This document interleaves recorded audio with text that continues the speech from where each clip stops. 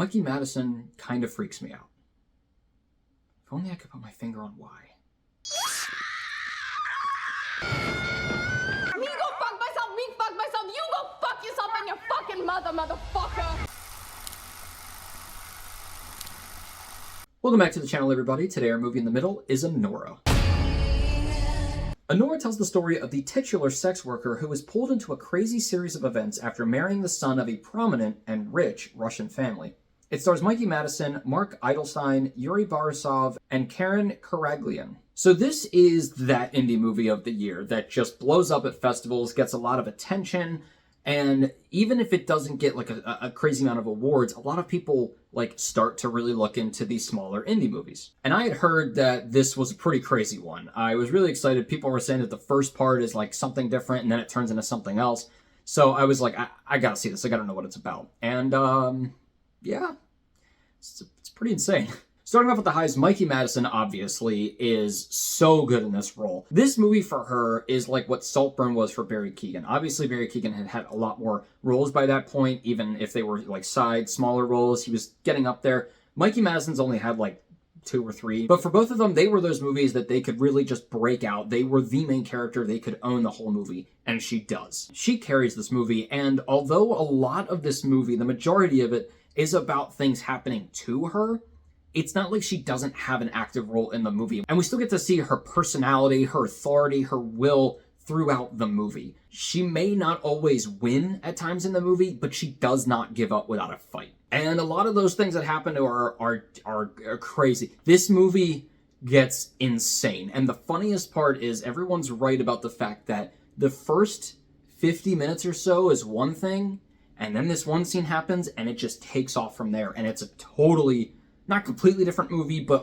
there's a lot more that goes on and a lot more tonally. And this, by far, was definitely the more intriguing part. The first 50 minutes is like a lot of good setup, and there's a lot that we need there so we can understand these characters and why they're doing what they're doing later on. Definitely, once it gets to the crazy, outlandish stuff, that got so much more entertaining for me. And because of all of this, it's very funny. This is, I don't want to say maybe a dark comedy, but it's like a very realistic, weird scenario comedy. It's just a lot of stuff that feels like maybe I shouldn't be laughing, but it's just too absurd to not. Also, I shit you not, this literally happens in the movie. Touche. Touche. I also like a lot of the characters in this one because it is a very odd situation that goes on. The dynamic that comes up in a lot of movies arises in this one as well, where people who have kind of opposing views and perspectives on things that are kind of antagonistic with each other have the same goal, so they have to work together. And you kind of come to see that no one in this movie is really terrible except for like 2 people. There's like 2 people that really do suck in this movie. But everyone else kind of has their own struggles as to why they're freaking out about this situation, and it creates some, not only some empathy for a lot of these characters, but some really funny moments. Again, it's just so absurd that a lot of the stuff happens, you just can't help but crack up. That being said, this isn't devoid of emotion. There's a lot of emotion in this movie. I would say more so towards the end. There's obviously all the way throughout, but the thing is about this movie is that I can't say I necessarily walked away from it with, oh, this is the theme I was supposed to get from this movie. There's not, honestly, a whole lot of that, except for, pretty obviously, don't judge people based off their looks, based off who they are, based off their careers, things like that. But most of the movie honestly feels like just a crazy series of events that wasn't intended to really have a message. Again, there is that big one, obviously, not judging people, but there's a lot of this movie where I thought, we're going to get like a big answer about a specific thing, about who certain people are.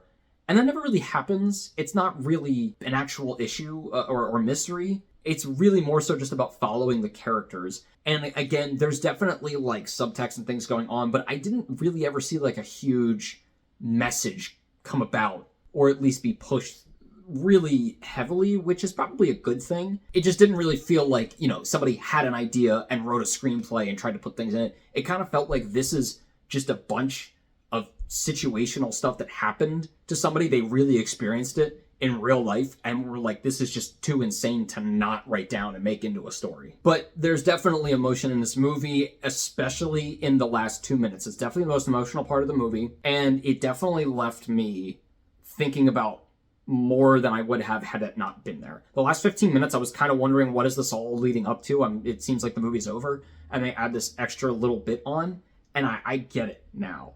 I get more of what the movie was supposed to be about. My only low with this movie is it could be like 20 to 30 minutes shorter. A lot of scenes are dragged out. And I don't just mean like the beginning where I was getting a little bit bored, not like anything that happens in the movie is boring necessarily, but like the first 45 to 50 minutes feels like it's very repetitive after a certain point. And even the parts that I was intrigued by and found very funny, it was just these scenes that I thought, okay, that's the end of the scene, that's where it would cut off.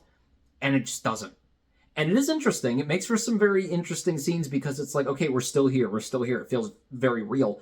But it after a certain point just felt like it drags. Like there's so many scenes that could have been cut a lot earlier. So this 2 hour and 20-minute movie feels like I was there for like 17 hours. So overall, this feels like a movie that, to me, I feel like I shouldn't like it as much as I did. I didn't think I would expect to like it as much as I did. But after sitting with it for about a week, I can't say I really have much wrong with it. I look back on it pretty positively. I have mostly positive things to say about it, even if I was a little bit bored here and there, a little bit antsy about like what's going to happen. And I would definitely watch it again.